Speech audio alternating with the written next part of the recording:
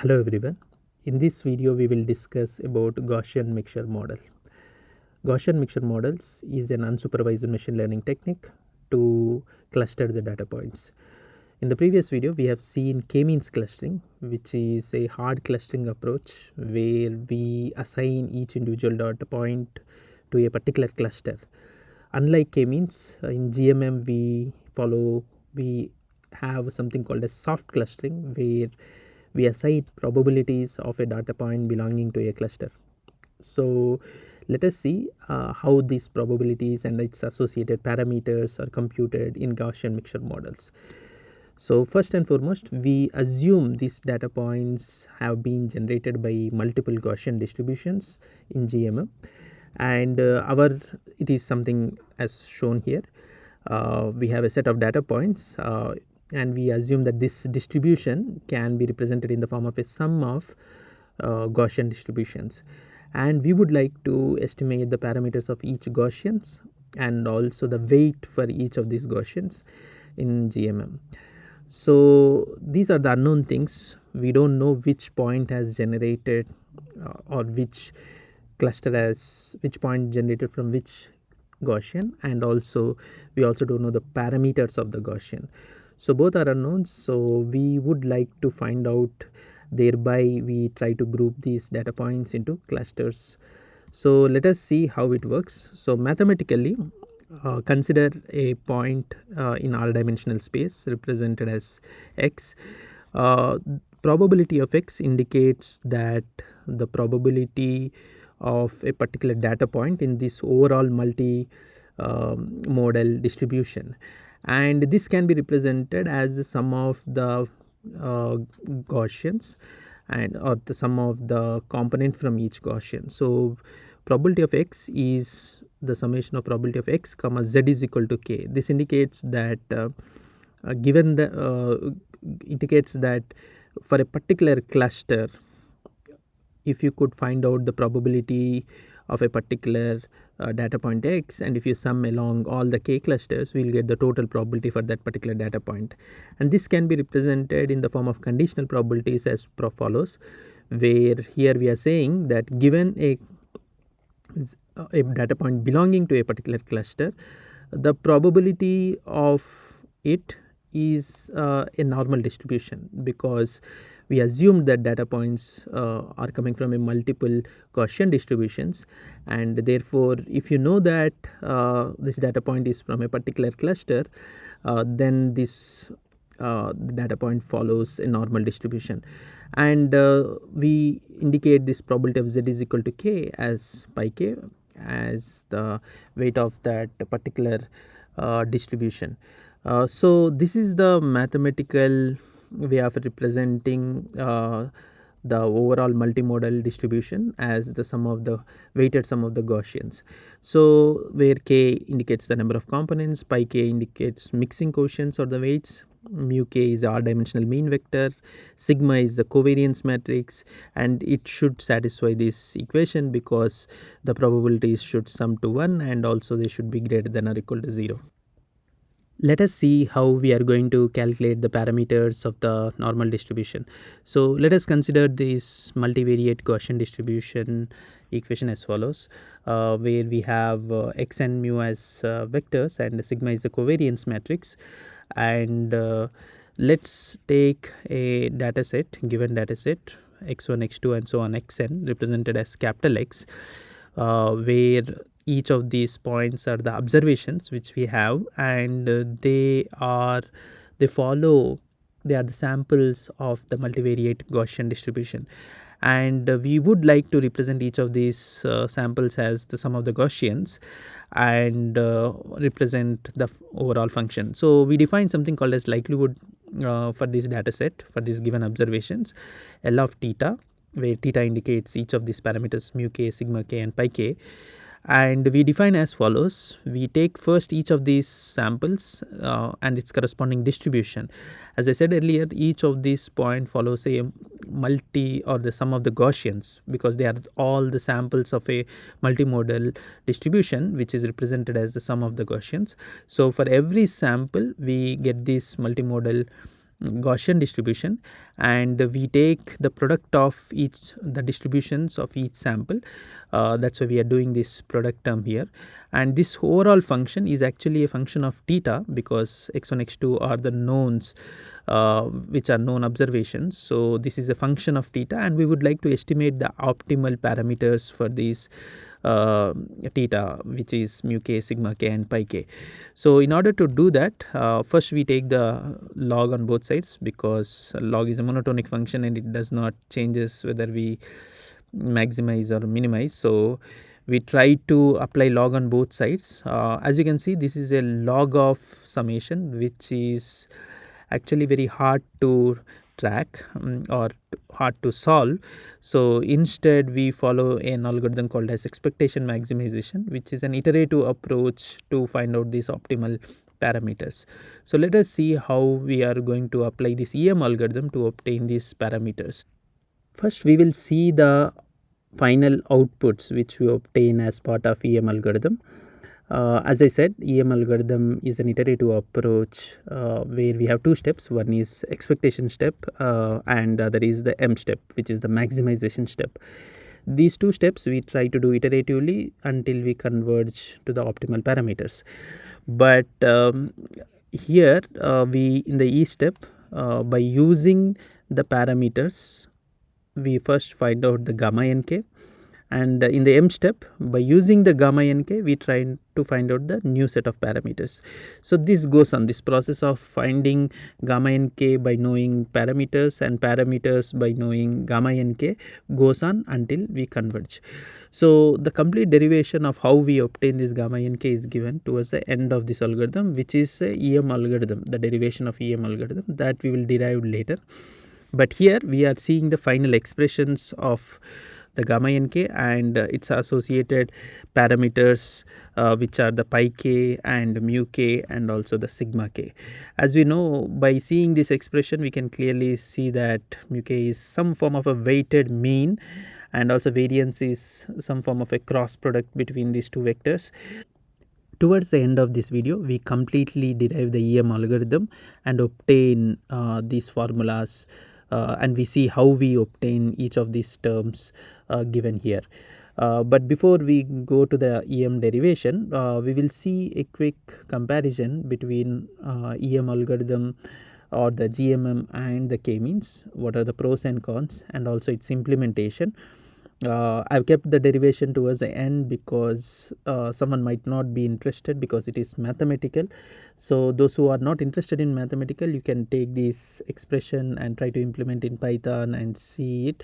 Those who are interested in mathematical part of EM algorithm, you can refer to the later part of this video.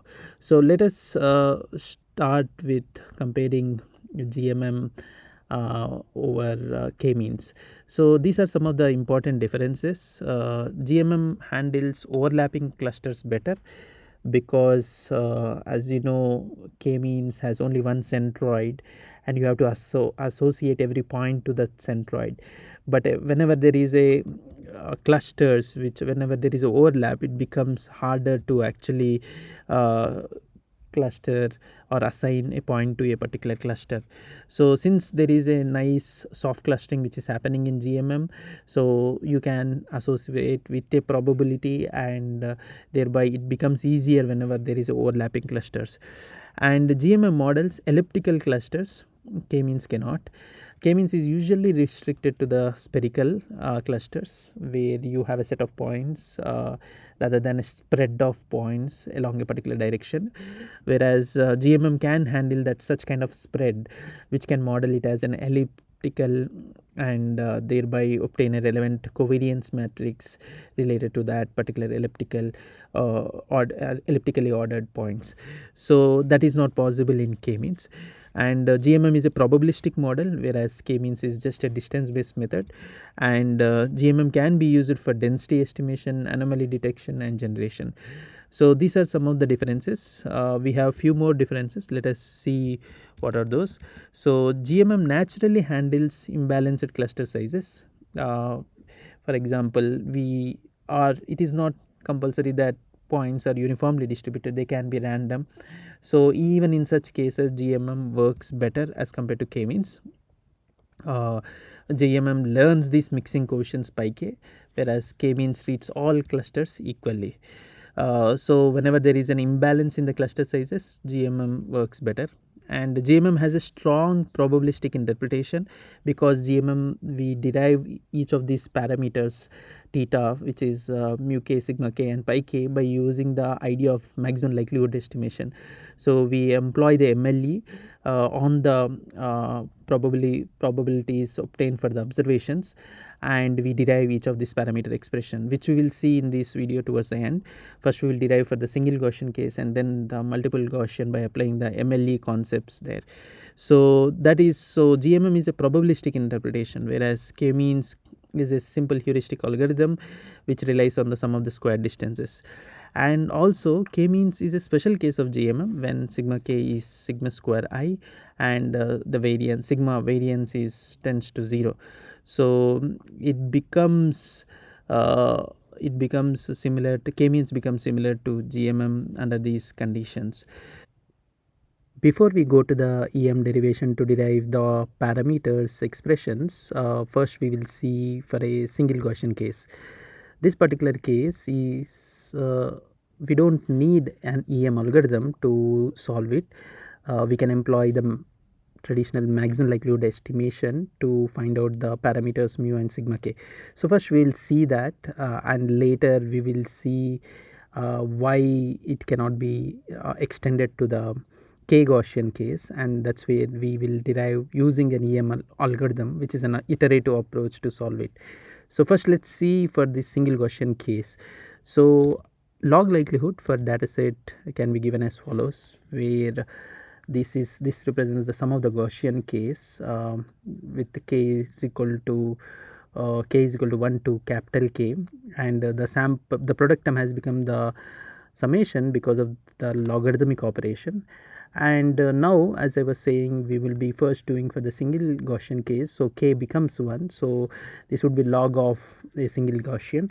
So when you have such an expression, something like this, and when you expand this by using the actual Gaussian distribution, so we have something as follows. So when you apply logarithm for each of this term, we get something as follows, where this term is actually a constant which does not depend upon any of these parameter mu and sigma, whereas this depends upon sigma but not mu, and this depends on both mu and sigma. So we differentiate this function, compute the gradients and equate it to 0, and compute the expression for mu and sigma for the single Gaussian case. So in order to do that, first we write the same expression here. So we differentiate with respect to mu and equate it to 0. So this particular term will be xn minus mu sigma inverse xn minus mu. So will become as follows, sigma inverse into xn minus mu. So this comes from the vector calculus, and when you equate it to 0, this term will go off and we will be left with this, and finally we will have maximum likelihood estimation for the mu is given as the summation of all the samples divided by 1 by n. This is a sample mean. So if you compute the sample mean for the given observed samples, you are in a way computing the maximum likelihood estimator for the mean of the Gaussian. So let us see how we will compute the covariance matrix for that particular Gaussian. So before we do it, we first transform this particular component as follows. Both are equivalent because of this property. We can easily differentiate the trace of A inverse B, because of which we convert this into in this form. As you can see, this is trace of A inverse B, which when you derive compute derivative with respect to A inverse, you will have the answer as B. So find the derivative with respect to sigma inverse. This would result in as follows. So this particular component, when we derive with sigma inverse, we will get sigma by using this property, and the next, this particular component, when you find the derivative with sigma inverse, you get the B, which is here xn minus mu into xn minus mu whole transpose. So in this way we get this expression, we equate it to 0, and this term goes to the other side, and we will be left with a cross term, which is the column and row vector, which will result in a matrix. So the sigma will be a matrix which contains the elements computed using this expression. So this is the covariance, sample covariance. So maximum likelihood estimation for sigma would be the sample covariance. So given a set of observed points, by taking the sample mean, you can obtain the maximum likelihood estimator for the mean, and when you compute the sample covariance, you can get the maximum likelihood estimator for the sigma. So this is for the single Gaussian case. Let us see how it is difficult to compute the same for the multiple Gaussian, and therefore we need a iterative algorithm called as EM algorithm to obtain the estimates for mean and covariance. Let us see now the derivation for the K Gaussian case, where we cannot directly employ the maximum likelihood estimation. We need an iterative approach. So let us see the reasons why we need it, and how we are going to employ the CM algorithm to find out the parameters. So first, our log likelihood function looks like this. This is the K Gaussians, summation of K Gaussians, and product term corresponding to all the samples has become summation because of the logarithmic operation, and we have capital X, which contains all the samples x1 to xn, and where xn is a d-dimensional vector, and there are K Gaussians, and theta represents parameters pi k, mu k, and sigma k, and we also have these constraints on pi k, which we have seen earlier. So this is what we have, and this problem is very hard to solve because it contains log of summations. You can't maximize these easily. Instead, we want to employ a iterative approach to solve this. So towards that, first we introduce something called as the latent variables z, where we represent this log of probability in terms of latent variables, where z represent as follows: z is equal to z1, z2, and so on, zn for every corresponding sample, and every z1, for example zn, indicates zn1, zn2, and so on, znk. So there is each term for a sample and also for a Gaussian. So znk indicates it can take values 0 or 1, and it indicates that probability of xn given znk is equal to 1. So if you know that znk is equal to 1, which means that there is a probability associated for a particular sample coming from a kth Gaussian, which is represented using this Gaussian distribution value. And we also need to satisfy znk summation as 1 for across all case, and znk is equal to 1, probability is pi k. So these are the things which we have regarding latent variables, which we are going to introduce into our term. So once we have this, so let us see the expression for probability of x comma z given theta. So as you can see here, we have a znk term in the power. So whenever it is 1, you have a corresponding Gaussian. If it is 0, you don't have any such Gaussian. So using znk, we are controlling whether a particular component has a component from the kth Gaussian. So this, when you compute the logarithm of it, we get the summation, two summation. These two product terms will become two summations, and we have this znk, which is coming from the power to the backside, which is the multiplication of znk into logarithmic term. So here we have now znk is unknown, pi k is unknown, only observations xn's are known. So let us see how we can find out these terms. So since we need to estimate znk and theta, so what we do is first we assume we know theta and compute znk, and then later we assume znk and compute these parameters theta. So in this way we iteratively do until we converge. So this is what is the EM algorithm. So let us see the details of how the expressions would look like in the implementation. We'll introduce this new term called as q of z inside this logarithmic term. So what we have is as follows. So this can be represented in the form of a expectation. assuming that this is a kind of a PDF and you have some expression. So this can be represented as expectation of this. So we have log of expectation. So we use a inequality in probability to kind of modify this log and expectation. So we have something called as Jensen's inequality, which says that log of expectation of y is always greater than or equal to expectation of log of y. So because log is a concave function, so we can employ this relation.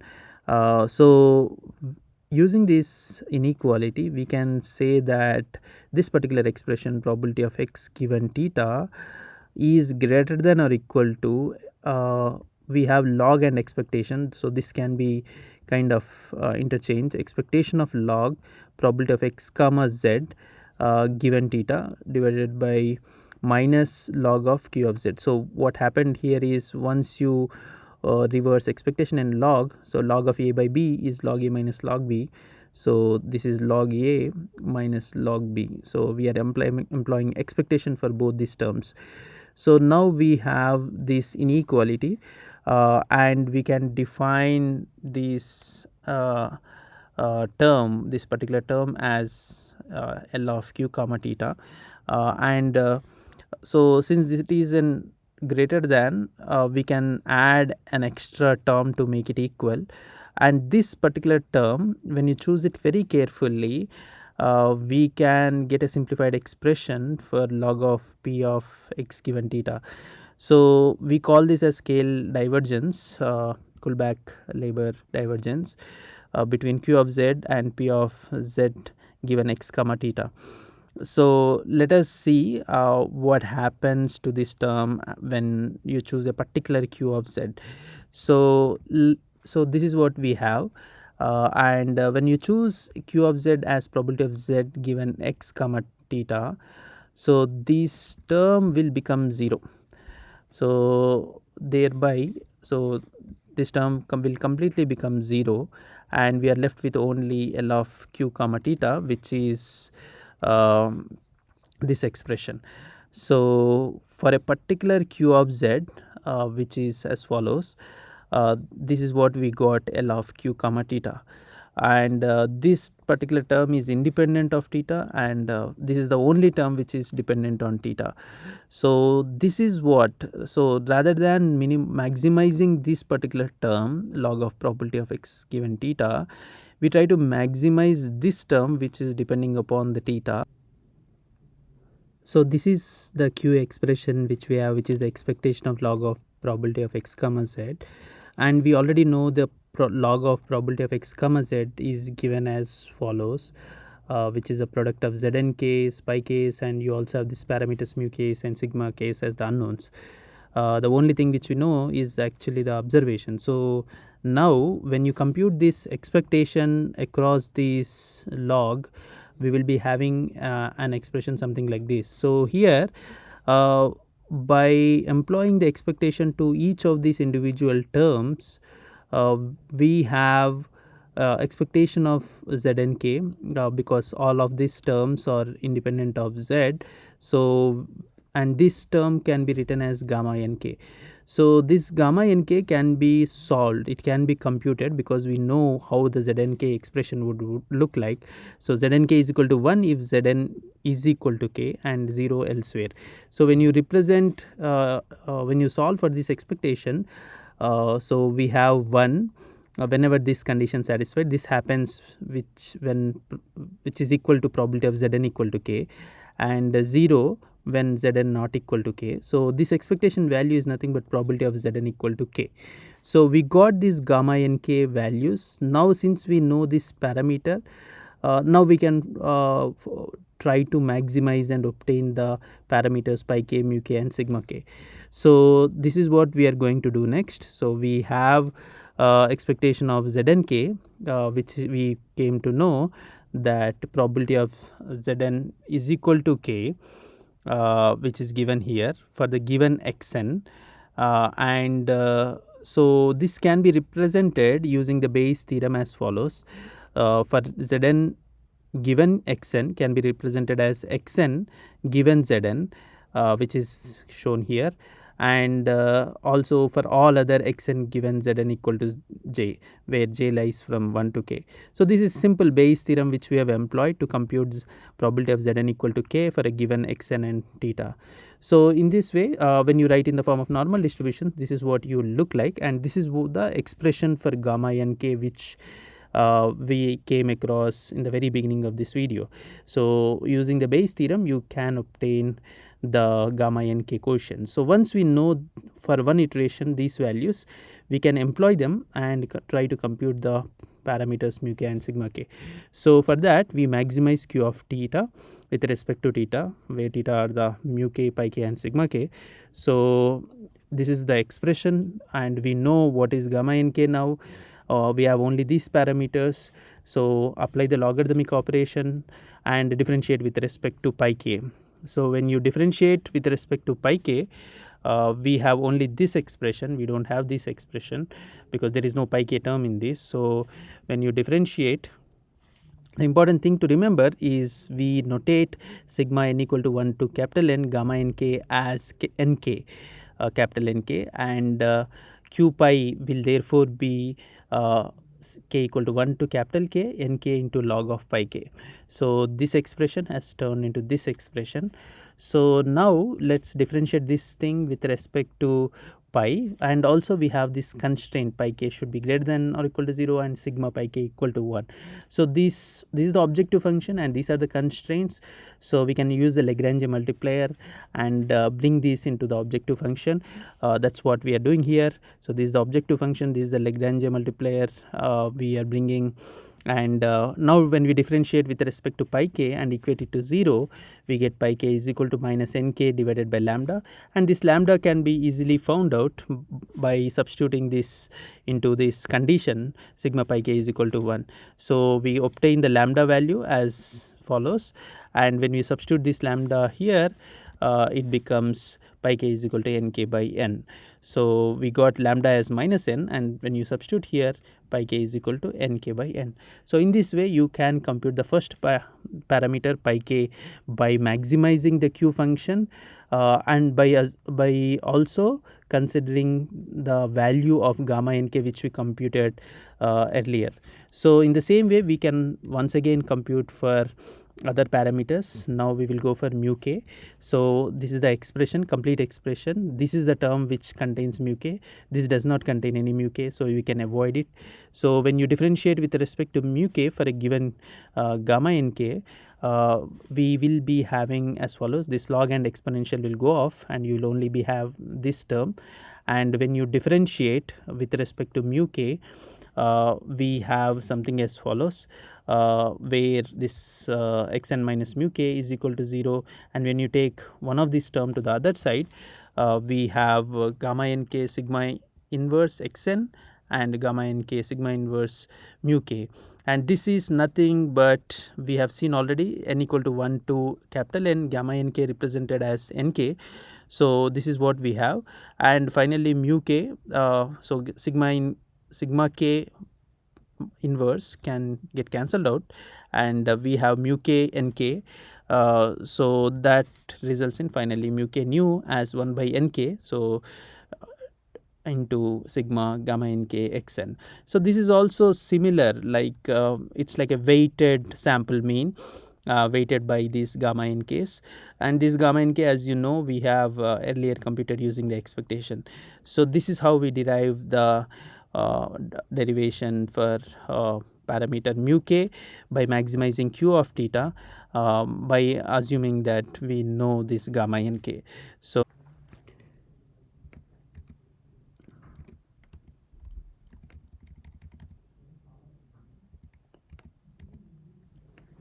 let us do the same thing for sigma also. This is the function which we are trying to maximize, and now we will do the differentiation with respect to sigma k. So this is the expression. Here we have two terms, one is this fraction and the second this term which depends upon sigma k. So when you differentiate with respect to sigma k inverse, we have this expression. And also important thing to note is this gamma nk, which we have already computed earlier. So we are assuming that we know this, and this is what we got. So we equate it to 0, and this can be written as follows, which we have seen earlier because of these two properties. And now when you differentiate this term, which is the determinant of sigma k, will result in the sigma k, and when you differentiate this or equivalent this, you get this internal term. So thereby we got the sigma k and this term after differentiation. When you equate it to 0 and when you send the term to the other side, we get the final expression for sigma k as the cross product between this column vector and the row vector, which will result in a matrix. So it is a weighted covariance kind of a matrix, which we are able to see here. So this is the final expression to obtain the covariance matrix, which is the parameter which we are trying to estimate during the maximization step. So this way of iterating between the expectation step, where we compute the gamma nks, and the maximization step where we compute the pi k, mu k, and the sigma k, we do it iteratively many times until we reach to a point, until we reach to a convergence. So this is how EM algorithm works. See how GMMs are implemented in Python from the scratch. So first we are importing NumPy library and matplotlib. Here we are selecting few set of points derived from normally distributed random variable, which are into 3 clusters, x1, x2, x3. We stack them together and we construct the Gaussian PDF by using this function. And we initialized the pi's to 1 by k, and which are the mixing coefficients, and means to some random values, and also covariance matrix.